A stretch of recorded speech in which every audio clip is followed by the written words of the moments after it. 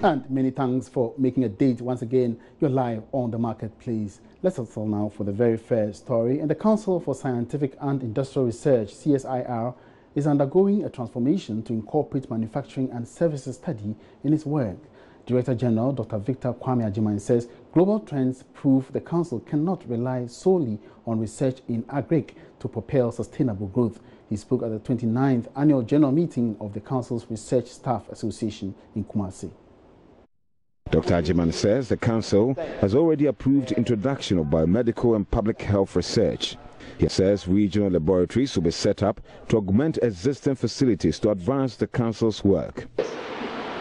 We believe that for the future of CSIR is not, and it's been discussed at the DMC, it's not only in agricultural research. We need to expand. Because recently, after the rebasing of our economy, agriculture constitutes only 22%, manufacturing 23%, and services is around 50 something. So the question, about 55. So the question is that we cannot ignore the services sector. Neither can we ignore the manufacturing. So we need to expand. He acknowledges 2018 has seen modest improvement in donor support, though funding challenges are far from over. But we have been tracking every quarter returns that are submitted from the institutes. And we've noticed that there is an increase of about 15% on donor funds per annum. It is only in 2017 where there was a dip. We are hoping that that will not continue. So it means that even though we have challenges with donor funds are increasing. And that goes to show how hard we are all working. And as I indicated, we attract roughly about $10 million per year. Council Chairman Professor Robert Kingsford Adabo urged the members to make their work more visible and relevant to Ghanaians. So it's very important to actually see what we do. Some of our things are services, consultancies to other people who then use our ideas to bring out goods and services. So we are in the middle somewhere that it becomes difficult for people who really are not properly educated to know our relevance and use. So that's the difficulty. Nevertheless, we should make conscious effort as a body to let people know our work. And that is what I've asked a proposal to be submitted. We will look at it, we put it before council, and then see how we will be able to, as the local paradigm will say, sell ourselves. Reporting for JoyNews, Kwesi Deborah. Let's turn our attention now to the financial sector, and the ongoing cleanup in the financial sector by the Bank of Ghana should be brought to an end next month. This is what Joy Business is learning from managers of the banking and economic space. Next on the radar of the central bank is the microfinance sector, which has suffered its fair share of the panic withdrawals. But would this cleanup leave the sector safe and sound as expected? There's more in this report. The Bank of Ghana's projection of finalizing the cleanup by November ending will be based on dealing with most of the issues in the banking sector, like recapitalization, the non-performing loans, and banks said to be facing some financial challenges which have affected their operations badly. The same regulatory measures would also be applied to the savings and loans and microfinance sectors as the regulator pushes to ensure that its new laws for these areas are duly complied with by players in that space. On the banking sector, the Bank of Ghana would ensure that the remaining banks that are yet to meet the new minimum capital requirements show a credible and documented plan which would prove that by December 31, they would indeed have met the new minimum levels. The Bank of Ghana in the coming weeks would also be heavy on savings and loans and microfinance sector as they move to deal with some governance shortfalls and liquidity issues. Already, the governor of the Bank of Ghana has indicated that some firms that are insolvent will be closed down very soon. It is currently working out an arrangement with the Finance Ministry to bail out depositors of these firms. We also understand that the regulator would also be heavy on the microfinance sector. It is believed that this cleanup, together with the recapitalization, will revive the needed confidence in the sector, which experts say will be fully achieved by the first quarter of next year.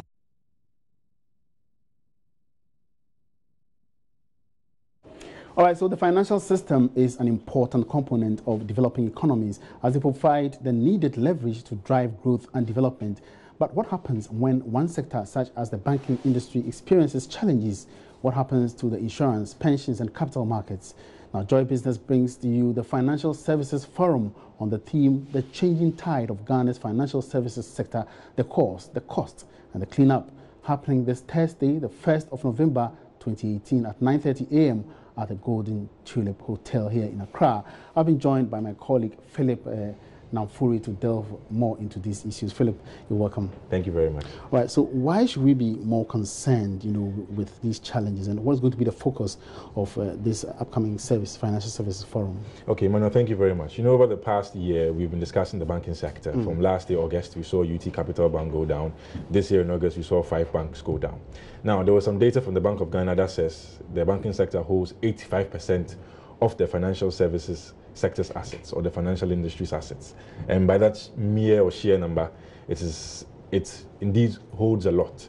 So whatever happens in that sector will by all means send ripple effects to other sectors.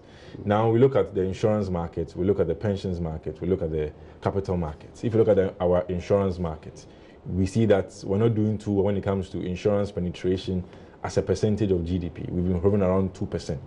Now, if something happens in the banking sector and it's spread into the insurance sector, a relatively nascent sector, obviously there'll be some problems. And if you look at even the pensions industry, we've had some reforms circa 2008 with our 3-tier pension scheme. Is going well, but if we don't take appropriate measures, what goes wrong in the banking sector might come onto the other sectors. What kind of correlation exists between, for instance, the banking sector and insurance, and how would it, or can it affect the insurance sector as well? Okay, so I'll give the very basic one. The banks are storehouses of all our funds. Insurance companies receive premiums from you and I when we go and insure our cars, our homes, etc. They invest part of those premiums with banks, maybe in fixed deposits whatsoever, and earn returns on them and use these to pay claims when they are due. So if a bank goes under, or a bank has significant problems, or has even liquidity challenges, then that insurance company will suffer in accessing its funds, which is going to pay to you and I as claims when we go and we have problems with our vehicles whatsoever. So that's just one clear distinction. Even with the pensions, it will surprise you to know that some banks have been licensed by the National Pensions Regulatory Authority to hold the funds. That's our pension contribution, so that come retirement, you and I can have something to fall back on. If a bank goes down, these funds that we are going to rely on for our future are at risk. So far, yes, there's no deposits or no depositors have had their funds lost because of the measures they've taken in the banking sector. But it is important to bring these discussions, or to bring the other sectors to the fray, or to the fore of the discussions. All right. So what's going to be the focus or the theme for the Financial Services Forum that's going to be held on Thursday? So the theme is the changing tide of Ghana's financial services sector, the cause of it, the cost of it, and then the cleanup. The cause, we've had the discussions focused around corporate governance of the banking sector, regulatory forbearance, and other things. When it comes to the cost, we've been very, very glued to the explicit or the direct costs. We're counting the billions that we're going to use to bail out these financial institutions. But there are also implicit and indirect costs. You have somebody who has lost his or her job, somebody who has had to voluntarily resign because he can't handle the mental stress that comes from not knowing what is going to happen or something like that. So there are costs involved, and the cleanup has begun in the banking sector. We've seen the regulator very, very forthcoming with reforms, directives, and stuff like that. All right, so who are some of the key speakers to expect on this day? Okay, so we are going to expect the Bank of Ghana, someone from Bank of Ghana. We are hoping to get the governor himself. We're looking at the Ministry of Finance, also hoping to get the minister himself to come, so that we can put things in perspective and bring the other sectors that were neglected, the insurance, pensions, and capital markets, into the fray, because the whole system is interconnected. As we saw in the US in 2008, when Lehman Brothers went down, and also AIG, that's American Insurance Group, went down. That triggered the whole financial crisis we talk about today as the US financial crisis. So it's very key. Very key. All right, many thanks for your time. Philip Namfu is our in-house analyst, and he has been speaking to me about the upcoming Financial Services Forum, which is going to talk about challenges that have been encountered within the financial sector of the nation. Away from that, the Tema Oil Refinery has taken delivery of a 120-ton per hour steam boiler expected to contribute immensely to the refinery and refinery's energy needs. The refinery currently relies on power generated internally and also from the national grid. However, the 120-ton per hour boiler will produce steam for its newly installed 6.5 megawatts generator. The total power consumption at TOR is about 7.5 megawatts. 5.5 megawatts out of the 7.5 is generated internally with 3 70-ton per hour steam boilers feeding the refinery's generator. However, the current capacity has not augured too well for the refinery's energy needs, and TOR has had to shut down due to power outages. The utilities operations manager at TOR, Alhaji Aminu Abubakar, in an interview, said TOR will have excess power after installing the new boiler.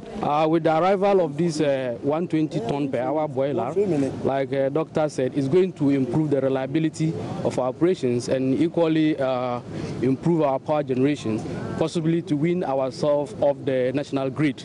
Currently, we have to support our operations with the national grid in terms of power.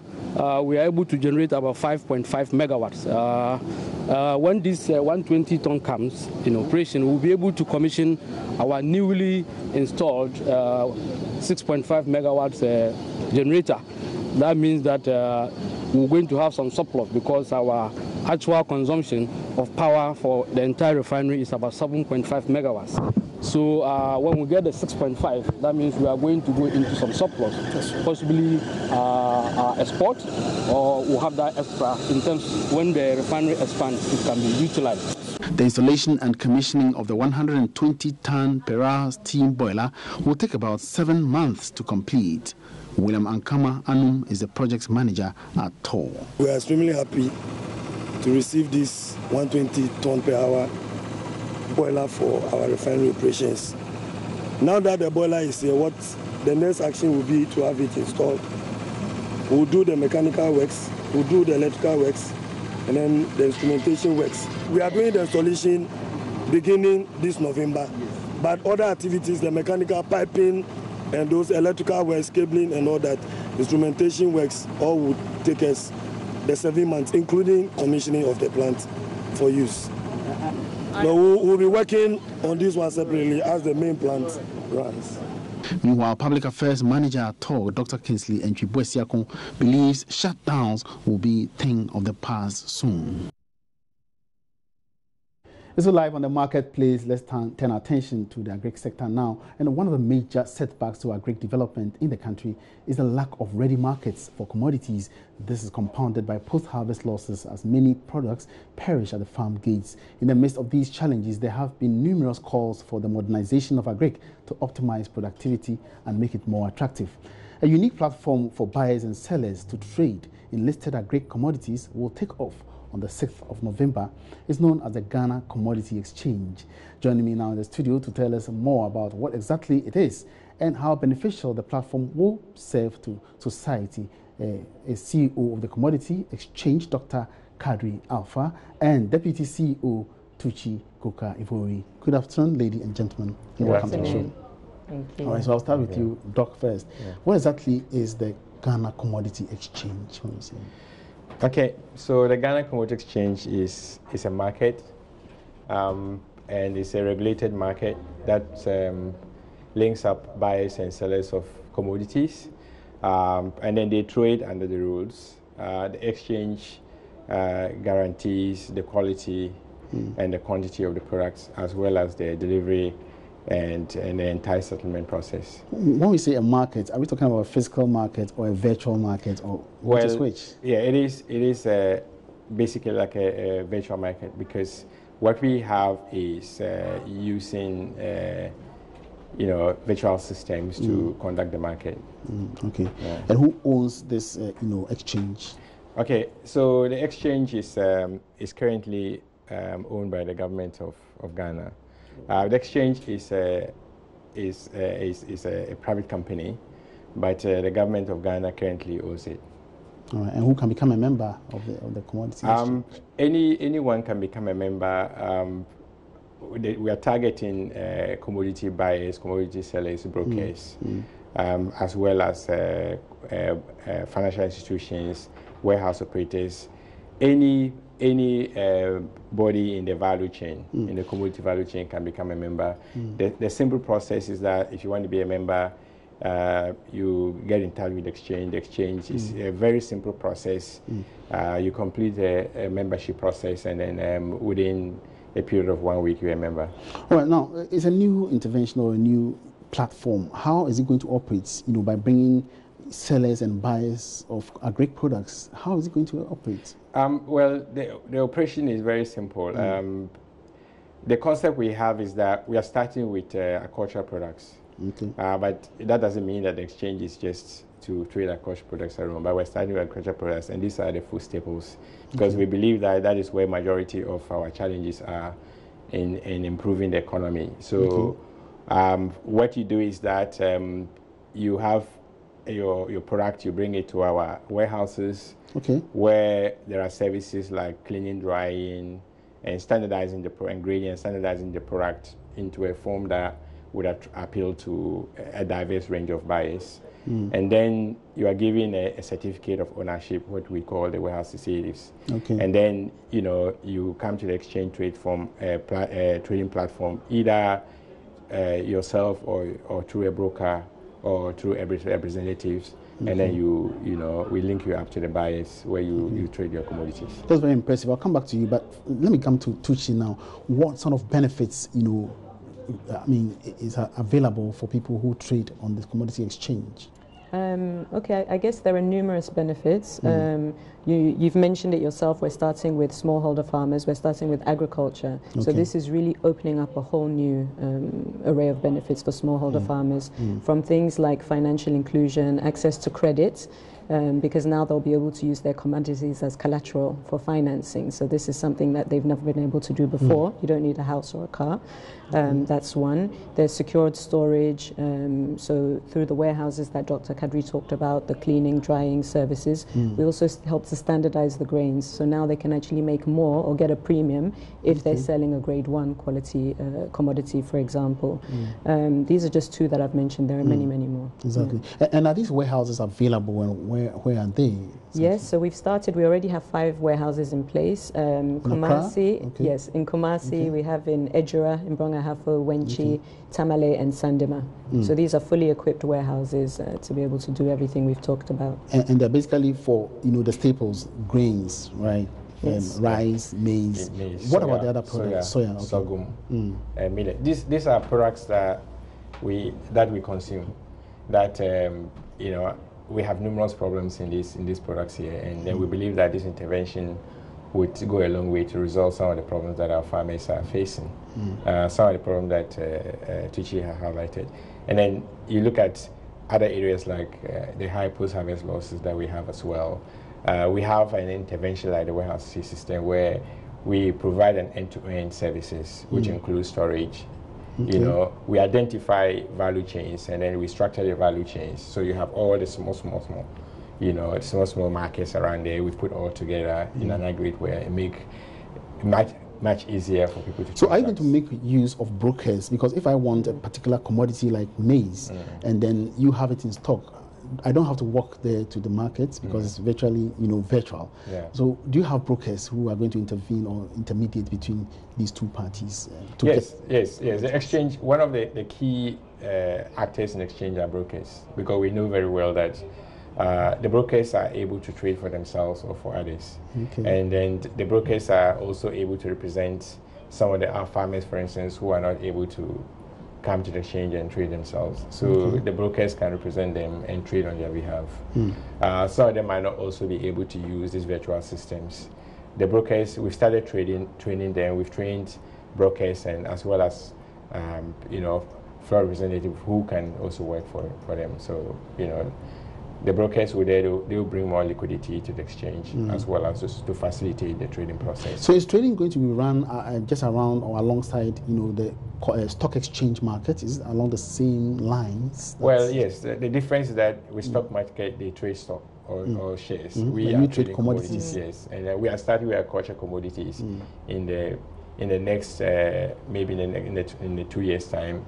We'll be looking at going into other cash crops, and then in the next 3 years probably we're looking at minerals, petroleum, and that's other impressive. products. Yeah. All right. So this is actually a platform that would essentially be able to trade different commodities, not only agricultural commodities. Yes. So why is it important that we shift towards this? This area, because it's the first of its kind in the country. I believe on the continent of Africa we have other places also practicing it. I hear Ethiopia, it is being done. Yes. To what extent will the country benefit from this arrangement? To be honest, Doc can answer this even better. He worked in the Ethiopian Commodity Exchange, and then he went to Rwanda where he headed up the East African Exchange. So really can understand the benefits of such an exchange when it works properly. Exactly. This will be the first of its kind in West Africa. I mean, other West African countries have started and stopped, not been able to get very far for various reasons and challenges. But Ethiopia was a successful one, and I think I'll let you. The success story of Ethiopia. Yes.